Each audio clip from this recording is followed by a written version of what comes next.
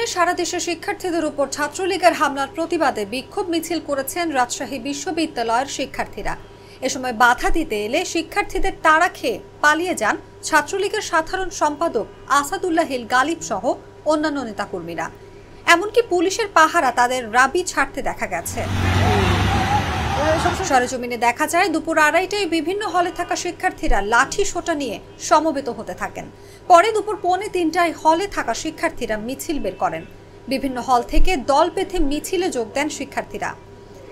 এদিকে রাবি শাখা ছাত্রলীগ অবস্থান নিয়েছিল বিশ্ববিদ্যালয়ের মাদার বক্স হলের সামনে। পরে কোটা আন্দোলনকারীদের ব্যাপক উপস্থিতিতে চলে যান নেতাকর্মীরা। পুলিশের গাড়িতে তাদের রাবি ক্যাম্পাস ছাড়তে দেখা গেছে।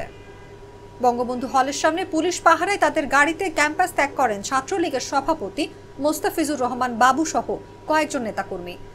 এ বিষয়ে রাবি ছাত্রলীগের সভাপতি মোস্তাফিজুর রহমান বাবু ও সাধারণ সম্পাদক আসাদুল্লাহ হিল গালিবকে একাধিকবার মুঠোফোনে যোগাযোগ করা হলেও তাদের পাওয়া যায়নি। তবে বিশ্ববিদ্যালয়ের ছাত্র উপদেষ্টা অধ্যাপক ডক্টর জাহাঙ্গীর আলম সাউদ বলেন, আমরা এমনটা কখনোই আশা করিনি।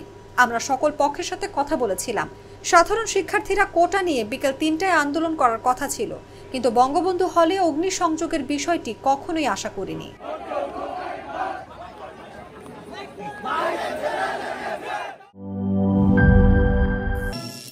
করিম চাচা, আপনার প্রিয় মানুষদের কখনো বিপদে ফেলতে চাইবেন না স্যার। তাহলে আমাদের বিপদে রাখা কি ঠিক হচ্ছে? এজন্যই বিজলি কেবলস সবচেয়ে ভালো ও নিরাপদ। ফ্লেম রিটার্ডেন্ট পিভিসি দিয়ে তৈরি বিজলি কেবলস, নিরাপদ আজীবন।